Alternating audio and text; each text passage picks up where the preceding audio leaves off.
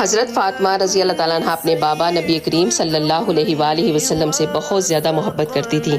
ایک دفعہ آپ اپنے بابا نبی کریم صلی اللہ علیہ وآلہ وسلم کے گھر تشریف لائیں تو آپ نے پوچھا کہ بیٹی کیسے آنا ہوا؟ تو آپ نے اپنے دوپٹے کا پلو کھولا، اس میں سے روٹی کا آدھا حصہ آپ نے نبی کریم صلی اللہ علیہ وآلہ وسلم کی خدمت میں پیش کیا اور کہا کہ بابا یہ میں آپ کے لیے تحفہ لے کر آئی ہوں۔ تو نبی صلی اللہ علیہ وآلہ وسلم نے فرمایا کہ یہ کیسے؟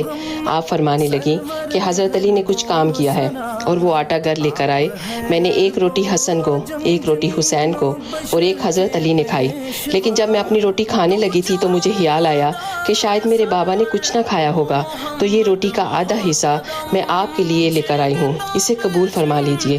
تو ہمارے نبی صلی اللہ علیہ وآلہ وسلم نے کہا کہ بیٹی مجھے قسم ہے اپنے رب کی، 3 دن سے میرے پیٹ میں روٹی کا ایک لقمہ تک نہیں گیا۔